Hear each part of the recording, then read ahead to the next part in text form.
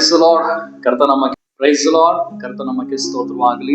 ದೇವರು ನಿಮ್ಮನ್ನ ಪ್ರತಿನಿತ್ಯವೂ ಕಾದು ನಡೆಸುತ್ತಾ ಬಂದಿದ್ದಾರೆ ಎಂಬುದಾಗಿ ನಾನು ದೇವರಿಗೆ ಕೃತಜ್ಞತೆಗಳನ್ನು ಸಲ್ಲಿಸುತ್ತೇನೆ. ಈ ದಿನವೂ ದೇವರು ನಿಮ್ಮೊಟ್ಟಿಗೆ ಮಾತನಾಡುವುದಕ್ಕೆ ಮುಂಚಿತವಾಗಿ ಈ ವರ್ಷದ ಕೊಟ್ಟಂತ ವಾಗ್ದಾನವನ್ನು ನೆನಪಿನಲ್ಲಿದೆಯಾ? ಪ್ರತಿದಿನ ಹೇಳ್ತಾ ಇದ್ದೀರಾ. ಅದನ್ನ ನೀವು ಘೋಷಣೆ ಮಾಡುವಾಗ ನಿಮ್ಮ ಜೀವಿತದಲ್ಲಿ ದೇವರು ಅದನ್ನ ಕಾರ್ಯರೂಪಕ್ಕೆ ತರ್ತಾರೆ. ಆ ವಾಗ್ದಾನ ಹೇಳುವ ಪ್ರಕಾರವಾಗಿ ನಿಮ್ಮ ಜೀವಿತವನ್ನ ದೇವರು ಕವರ್ ಮಾಡಿ ಒಂದು ರಕ್ಷಣೆಯನ್ನು ಕೊಟ್ಟು ದೇವರು ಕಾಪಾಡಲಿಕ್ಕೆ. ಈ ದಿನವೂ ಸಹ ದೇವರ ಒಟ್ಟಿಗೆ ವಾಕ್ಯದ ಮೂಲಕವಾಗಿ ಮಾತನಾಡಲಿಕ್ಕಿದ್ದಾರೆ. ಆ ಮತ್ತಾಯ 21:22 ವಚನ, ನೀವು ನಂಬಿಕೊಂಡು ಪ್ರಾರ್ಥನೆಯಲ್ಲಿ ಏನೇನು ಬೇಡಿಕೊಳ್ಳುವಿರೋ ಅದನ್ನೆಲ್ಲ ಹೊಂದುವಿರಿ ಅಂದರು. ಹಲ್ಲೆಲೂಯಾ. ದೇವರು ಹೇಳ್ತಾ ಇದ್ದಾನೆ, ನೀವು ನಂಬಿಕೊಂಡು ಪ್ರಾರ್ಥನೆಯಲ್ಲಿ ಏನೆಲ್ಲ ಬೇಡಿಕೊಳ್ತೀರೋ ಅದೆಲ್ಲ ಹೊಂದಿಕೊಳ್ತೀರಾ ಎಂಬುದಾಗಿ ಕರ್ತನೆ ಹೇಳ್ತಾರೆ. ನೀವು ಬೇರೆ ಪ್ರಾರ್ಥನೆ ಮಾತ್ರ ಮಾಡಿ ನಂಬಿಕೆ ಇಲ್ಲ ಅಂತಂದ್ರೆ, ಇಲ್ಲ ನಂಬಿಕೆ ಇಟ್ಕೊಂಡು ಪ್ರಾರ್ಥನೆನೇ ಇಲ್ಲ ಅಂತಂದ್ರೆ ದೇವರ ಅದ್ಭುತಗಳು ಮಾಡೋದಿಲ್ಲ. ನಿನ್ನ ಜೀವಿತದಲ್ಲಿ ಇದುವರೆಗೆ ಎಷ್ಟೋ ವಿಷಯಗಳು ಪೆಂಡಿಂಗ್ ಇದೆ. ಇವತ್ತು ನಿಮಗೆ ಸಮಸ್ಯೆ ಬರಬೇಕಾದಾಗ, ನಿಮಗೆ ತೊಂದರೆಗಳು ಬರಬೇಕಾದಾಗ, ನಿಮಗೆ ಏನಾದ್ರೂ ವಿರುದ್ಧತ್ವಗಳು ಬರುವಾಗ, ಕುಟುಂಬಗಳಲ್ಲಿ ಜಗಳ ಮನಸ್ತಾಪಗಳು ಬರುವಾಗ, ಹೆಂಡತಿ ಬದಲಾವಣೆ, ಗಂಡನ ಬದಲಾವಣೆ, ತಂದೆ ತಾಯಿಗಳ ಬದಲಾವಣೆಗಳು, ಮಕ್ಕಳ ಬದಲಾವಣೆಗಳಿಗಾಗಿ ನಾವೇನ್ ಮಾಡ್ತೀವಿ? ನಾವು ಕೂಗಾಡ್ತೀವಿ, ಜಗಳ ಮಾಡ್ತೀವಿ, ಮತ್ತೊಂದು ಮಾಡ್ತೀವಿ, ಇವ್ರ ಹಿಂಗೆ ಎಂಬುದಾಗಿ ನಾವು ದೂಷಣೆ ಮಾಡ್ಕೊಂಡೆ ತಿರುಗಾಡ್ತೀವಿ. ಆದರೆ ಕರ್ತನು ಹೇಳುವಂತದ್ದೇನೆಂದ್ರೆ, ನೀನು ನಂಬಿಕೊಂಡು ಪ್ರಾರ್ಥನೆ ಮಾಡು.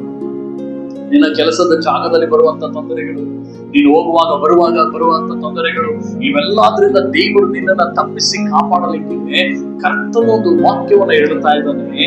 ನೀನು ನಂಬಿಕೊಂಡು ನೀನು ಪ್ರಾರ್ಥನೆ ಮಾಡೋದಾದ್ರೆ ಆ ಪ್ರಾರ್ಥನೆಗೆ ದೇವರು ಪ್ರತಿಫಲ ಕೊಡ್ತಾನೆ. ಅದನ್ನು ನೀವು ಹೊಂದಿಕೊಳ್ತೀರಾ ಅಂತ ದೇವರು ಹೇಳ್ತಾ ಇದ್ದಾರೆ.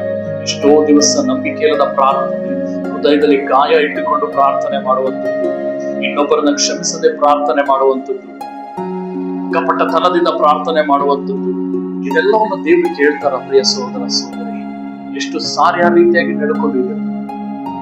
ಎಷ್ಟು ಸಾರಿ ನೀವೇನೋ ಕೂತ್ಕೋಬೇಕು, ಆಲಸ್ಯವಾಗಿ ಪ್ರಾರ್ಥನೆಯಲ್ಲಿ ಕೂತ್ಕೊಳ್ಳುವಂಥದ್ದು, ಆಲಸ್ಯವಾಗಿ ನಡೆದುಕೊಳ್ಳುವಂಥದ್ದು. ಇವತ್ತು ದೇವರು ಹೇಳ್ತಾ ಇದ್ದಾನೆ, ನಿನ್ನ ಜೀವಿತದಲ್ಲಿ ಒಂದು ಬದಲಾವಣೆ ಆಗ್ಬೇಕಾ?